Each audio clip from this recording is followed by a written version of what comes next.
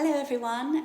Normally at the start of a new academic year I would invite parents into school and we'd have a chat about your child's music in school, about learning an instrument, about the choir, about the orchestra, and people get a chance to ask questions and it's really lovely. But obviously this year we can't do it, so I thought I'd make this video, and then if you have any questions or anything afterwards you can email the school and I will phone you at home at a convenient time for you and we'll chat through everything.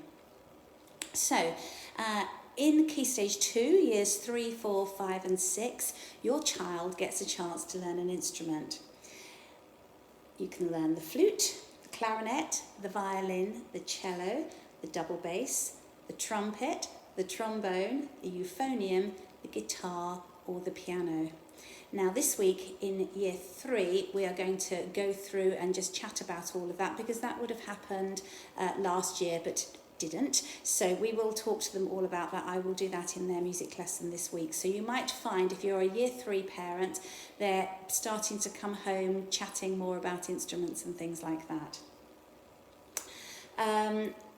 We have 3 teachers who teach here in school. We have Mrs. Galbraith, who comes in on a Monday. I think that might change this year, but it's usually a Monday, and teaches cello and double bass. And then we have Mr. Needham, who comes in on a Wednesday, and he is coming in on a Wednesday this year, and he teaches trumpet, trombone and euphonium. This year, for all the other instruments, normally we would do it that woodwind, flute and clarinet was on a Monday, piano last year I think was on a Wednesday, and violin and guitar were on a Friday. This year we're going to do it in their bubbles, so I haven't quite worked the timetable out yet, but you will be told that on Monday, if your child learns piano, violin, flute, clarinet, guitar, they bring their instrument in on whatever day it is. So I will get that message out to everybody. When your child brings their instrument into school, they need to bring it in themselves, and they will bring it in and they will put it in the hall.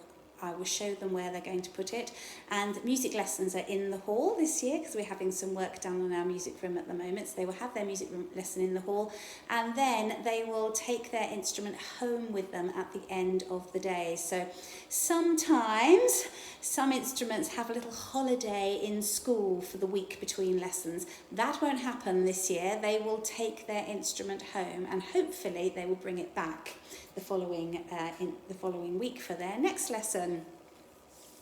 So if you are learning cello, or your child rather is learning cello, double bass, trumpet, trombone or euphonium, instruments are hired through Hampshire Music Service. So there's a form that you can get from school or you can download it off the Hampshire Music Service website, and that all happens for you. So that's very straightforward. If you are learning the piano, I would really recommend that you learn the piano if you have a piano or a keyboard at home, not a little tiny keyboard, but a keyboard that they can play properly. That's really good.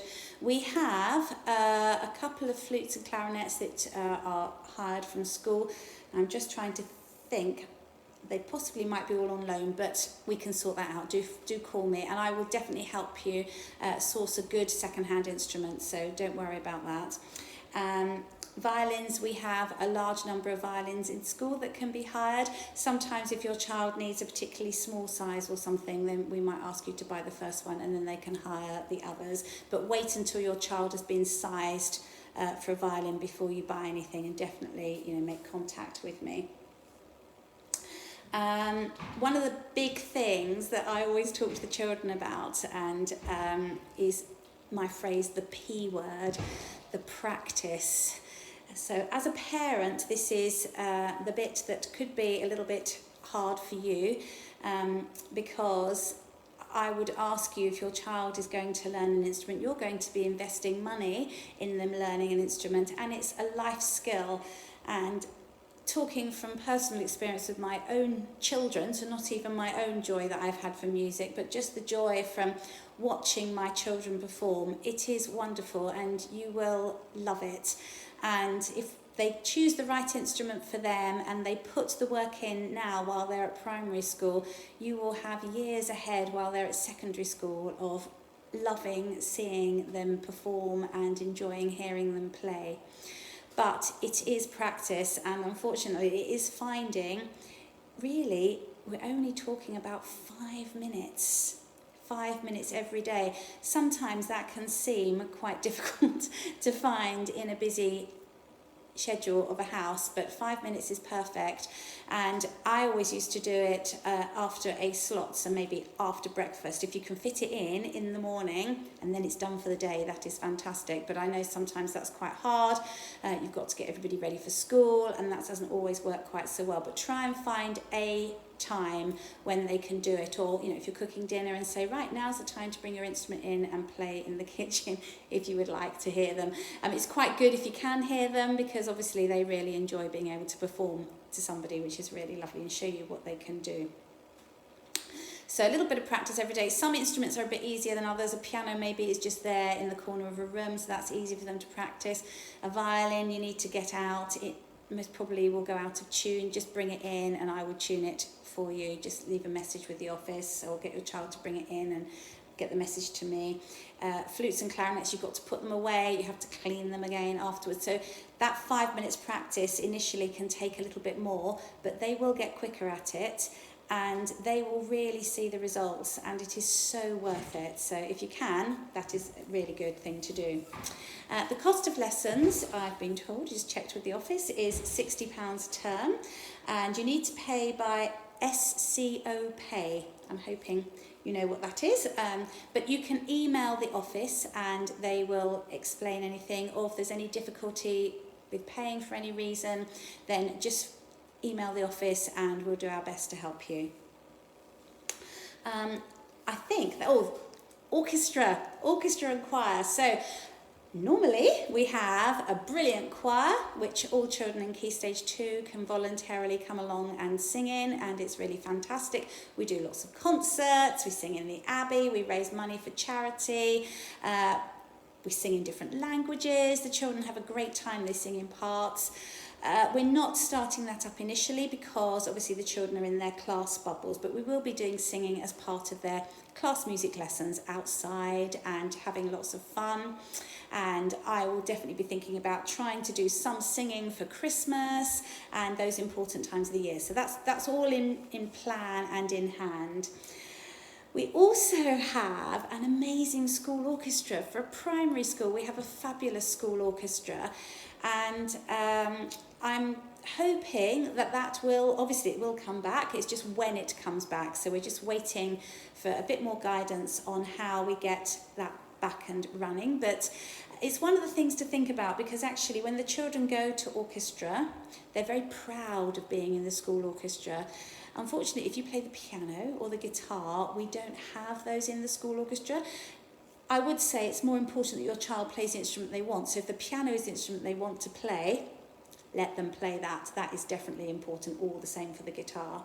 But if your child's not sure, choosing a brass instrument or choosing the flute or the clarinet or the violin will give them years of making music with other people. And that is one of the things that I personally love so much about music. Is it's such a social thing, as well as it being something that's very personal, that you've had a bad day, you can just sit down at the piano and play a piece of music, and that is lovely. Or get your flute out and play it, or get your violin out and play it, whatever it is that you want to do, that you can use as a way of making yourself feel better. And it is a skill that we are giving our children now that will last them a lifetime. And I know lots of adults that say, I wish I'd learnt to play an instrument. Well, you still can. So even if you wanted to learn an instrument, don't give up that dream, definitely do it. But for the children, they just pick it up so quickly at a young age, and it is a wonderful, wonderful skill to be able to give them. So that's it for me now. I suggest if you want to email me, email the school and I will email you back if that's easier, or I'm very happy to have a telephone conversation and talk about your individual child, because I know as parents, you're thinking you're going to have to spend some money, it's going to be a bit of time within your family lives trying to sort out some practice and everything, but I can assure you it's so worth it, and I'm really, really happy to talk to you about it. Okay, I hope that's helped you a little bit, and look forward to hearing from you. Take care, bye.